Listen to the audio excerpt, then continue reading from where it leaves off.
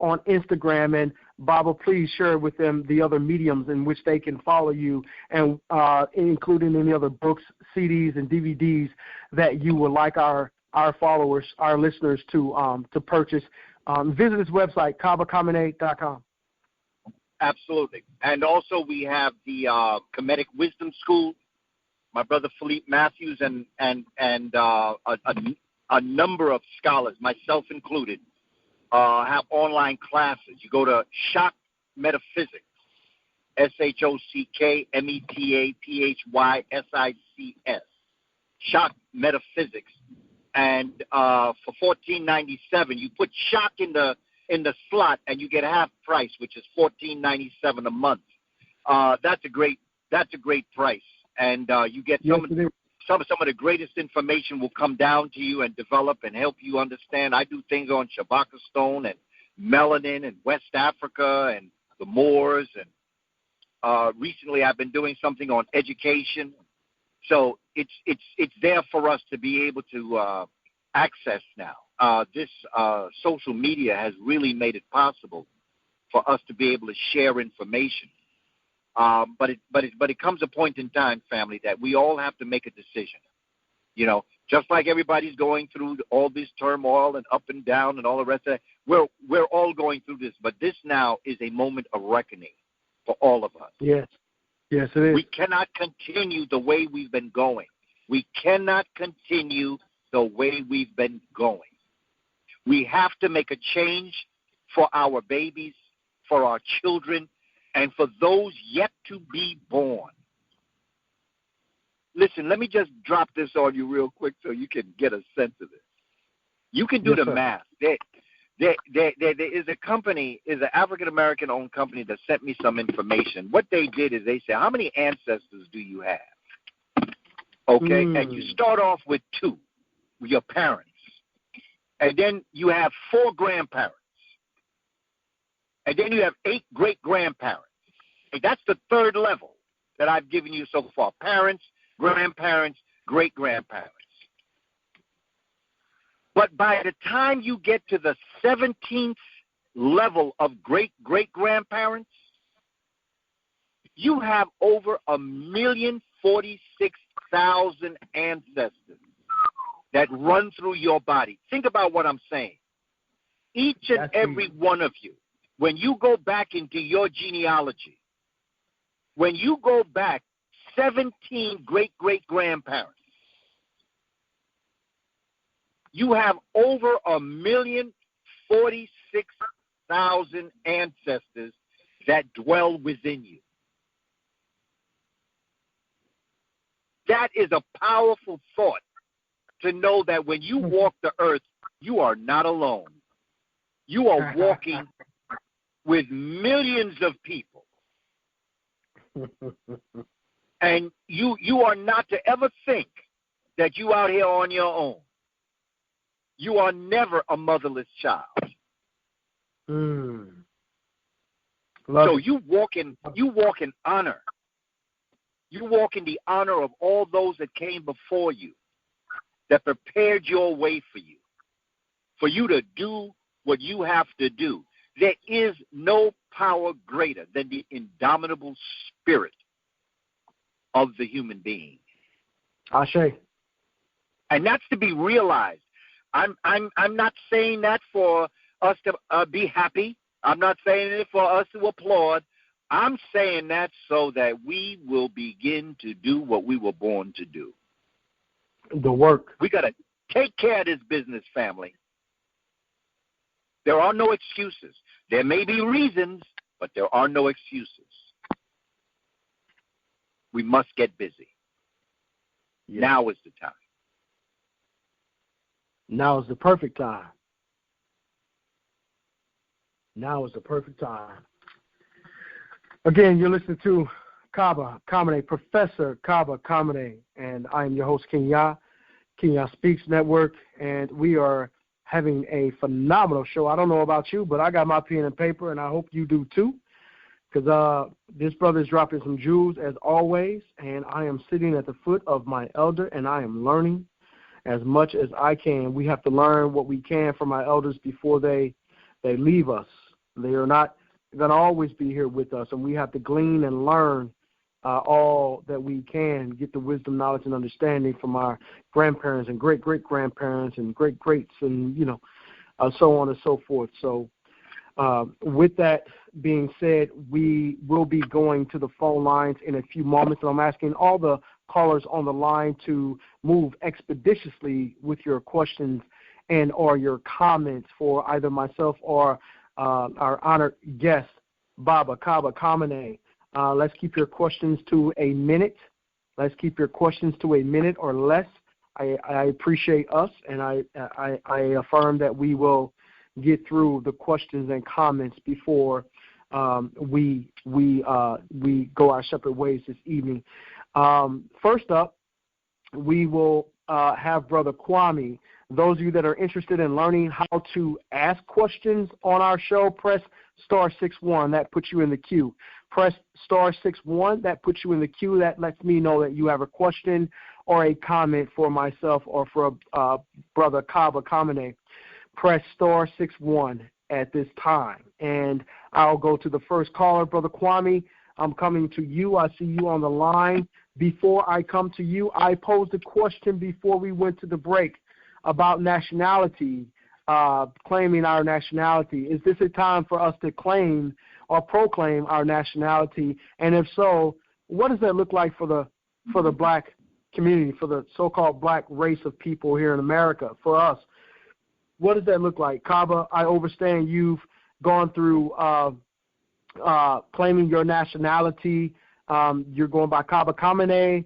Can you tell us a little bit about that journey, what that process was like for you, and what would you say for those that are interested in claiming or proclaiming their nationality? Is that something that we should even consider at this point in time?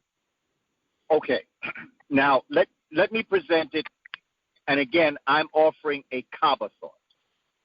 This is me. Okay, and I'm coming from just my experiences as a black man living in this country, understanding the dynamics of what our ancestors did on the plantation in order to be able to live to the next day to do what they have to do. Okay. I claim my nationality by simply claiming my sovereignty. I don't need papers that Europeans created for me to fill out to claim that I'm free. I am free. And I'm free because I said it. I don't need to prove anything to anybody. Ain't no papers. Now, let me tell you something else. I have worked with the Moorish Science Temple, particularly in Baltimore. I've worked directly with them. I've worked with Moors all around the country and even in Canada. I understand what they're saying, but when I met with the elders, I met with elders who were in their 80s and 90s about 15 years ago. I drove out to Baltimore. They asked to speak to me. These were folk that were children under the teachings of Honorable Noble Drew Ali. There were people in that room that told me things about Noble Drew Ali that they remembered when they were 5, 6, 7 years of age. And one of the things that these elders told me, because I was getting ready to, because they wanted me to create a class for their temple in Baltimore. It's called the Embryonic Moorish Science Temple in Baltimore. And they wanted me to develop classes. So I went out to meet with the elders to see exactly how I would be able to develop what it was that they wanted me to. And they said, no. We don't want you to do anything on the Moors. We want to know African history. We want to know about Kemet, Egypt. We want to know about Kush. We want to know African history. We don't want you to teach Moorish history, because as a Moor, we need to understand that Moor means African, Negro. I could go through all the other names that we call ourselves. And so I developed a class, and once a month, and I would bring my son Heru with me, and we would drive to Baltimore once a month, and I would teach the class at the temple. So I understand what the Moors are saying. Now, here's what I'm also saying, which I think is very important. I am saying to us as a people, this is another Kaba thought, and I'm going to always qualify what I'm saying because I don't want folk to think I'm speaking for everybody. I'm speaking for me. Yes. That's all I can speak for. Yes. Okay? Here's my thing. I am saying to us that the Moors that I know, if I can just throw out a name because I know many Moors, but let me just throw out one name that I know for sure because I respect this brother. His name is Taj Tariq Bey. Taj and I have been friends for a very, very long time. I have learned so much about etymology and words. You need to just get to this brother on YouTube just to hear how he breaks down words. Etymology is the origin of words, the study of the etymology, the study of the origins and meanings of words. And when you study this, one of the things that you're going to come to find out is that Eurasians could never have invented language because they don't even know how to talk today. Their language is extremely befuddled, and it don't make no sense. That's why Malcolm said that English was the language of liars. He was right. And although he said it like in a flip way, it is true. Because, for instance, I'll give you an example. We have a word in our language, in English, called borough. Okay? You could say borough in the sense that, like in New York City, has 5 boroughs. B-O-R-O-U-G-H, borough. You also have an animal, a B-U-R-R-O, borough. You also have a whole, or the concept of making a whole, to B-U-R-R-O-W, to burrow. Now, if I use the word burrow, and you were listening to me talk, you wouldn't know what I was talking about. You would have to know the context in which I'm speaking to you to know, do I mean a place, a whole, or an animal? Now, if you go to the Yoruba language, spoken in Nigeria, Western Nigeria, you wouldn't be able to do that. You would have a language that would have a tone. So, according to what I meant, the tone in my voice told you which word I meant. Like like if you take the word burrow, let's say, let's make something up. If I meant the animal, I say burrow. If I meant the place, baru, my tone would change. That way, you didn't have to know the context. My tone would tell you what I meant.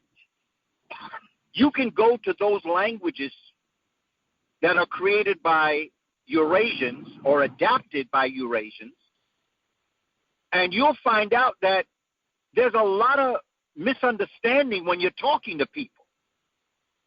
But in African languages, even in Chinese, Mandarin and Cantonese, tone tells you what you're talking about. You can't have 3 words that sound the same and mean different. So, let me answer your question, brother. Let me break it down to you like this. I break down culture, nationality, and citizenship. Culture, nationality, and citizenship. Let me tell you, I am on a plantation, and I know I am. I am receiving Social Security, and I'm also receiving retirement from my 31 years, 3 months, and 15 days as a teacher in the New York City. Okay. So I got to understand how the system works. If I want to pay my rent, put food on the table, like my ancestors on the plantation, I'm going to work my show to make sure that my children and grandchildren will have a better way. That's right.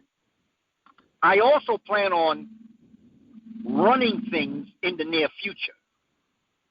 I plan on taking America. I plan on taking the world, because I have been working towards total emancipation and liberation of my mind. See, one of the things that